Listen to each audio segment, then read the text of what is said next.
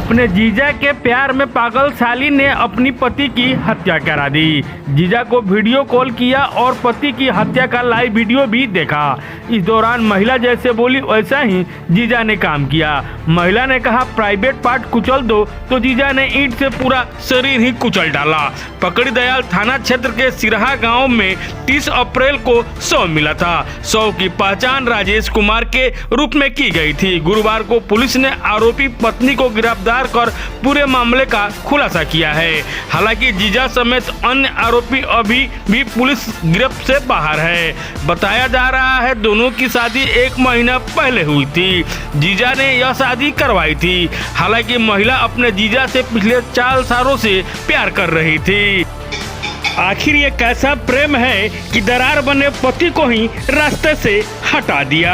आइए इस विषय में पकड़ी दयाल एसडीपीओ क्या कहते हैं, हम आपको सुना रहे हैं। दिनांक 30 अप्रैल को शाम लगभग 4 बजे पकड़ी दयाल थाना अंतर्गत सिरहा गांव में सूखी पत्ती से छिपाकर एक लाश बरामद हुआ था। लाश की शिनाख्त की गई।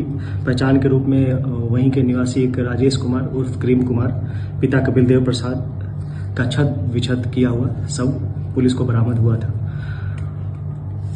इस हत्याकांड के उद्भेदन के लिए जो है पुलिस अधीक्षक महोदय के द्वारा एक एसआईटी का गठन किया गया। एसआईटी के द्वारा जो है तत्काल अनुसंधान करते हुए तकनीकी एवं जो आसूचना संकलन कर अनुसंधान हुआ है, उसमें यह मामला प्रकाश में आया है कि मृतक राजेश की शादी 1 महीने पहले ही जो प्रियंका कुमारी है उसके साथ हुआ था। प्रियंका कुमारी अपने जीजा के यहाँ पूर्व 4 साल से रह रही थी और उनके जीजा शंभू प्रसाद, उन्हीं के द्वारा ये विवाह संपन्न कराया गया था। पता चला कि इस 4 साल से रह रही थी, उस बीच में उसका अपने जीजा के साथ प्रेम प्रसंग हो गया था और प्रेम प्रसंग को लेकर जो शंभू प्रसाद है उसकी पत्नी के द्वारा आत्महत्या का प्रयास किया गया था, जिसके कारण जो है शंभू प्रसाद के द्वारा अपनी साली की शादी करा दी गई राजेश कुमार के साथ। पिछले माह मार्च में शादी हुई थी। मार्च में शादी होने के उपरांत होली के दौरान जो है शंभू प्रसाद और राजेश जो मृतक है उसके बीच में अनबन हुआ, क्योंकि प्रेम प्रसंग का खुलासा हो गया था उसके सामने कि मेरी पत्नी का प्रेम प्रसंग अपने जीजा के साथ चल रहा है।